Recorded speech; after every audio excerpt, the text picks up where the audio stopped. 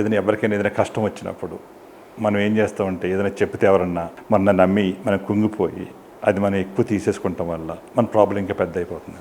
నిజంగా నమ్ముంటే నేను 6 నెలలు కాదు కదా, నెలలు కూడా బతికుండా పోనేమో. కానీ నేను 360 degreesలో చూశాను. అంటే ఈ యూనివర్స్లో ప్రాబ్లం ఉందంటే సొల్యూషన్ ఉండకుండా ఉండదు. ఎంత పెద్ద ప్రాబ్లం అయినా.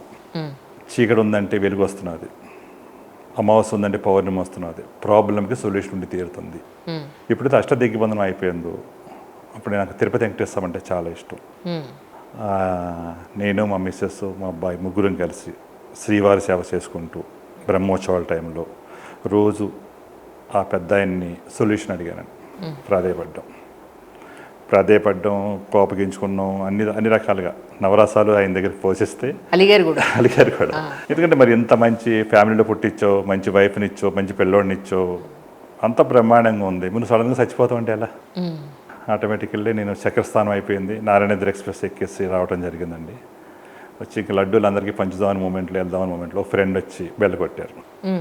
నాకు చిన్నప్పటి నుంచి అందరూ ఇలా వెళ్తుంటే నేను డిఫరెంట్గా వెళ్ళాలనుకుంటాను. ఇప్పుడు యూనిక్గా ఆలోచిస్తాను. అంటే రొటీన్ థింకింగ్ అనేది అందరూ ఆ రొటీన్గా థింక్ చేస్తారు, నలుగురితో నారాయణ అన్నట్టు కాకుండా కొంచెం యూనిక్గా ఆలోచించాలి. చిన్నప్పటి నుంచి ఆ థాట్ నాలో ఉంది. అందరికీ తెలుసు, మా ఫ్రెండ్స్ అందరికీ.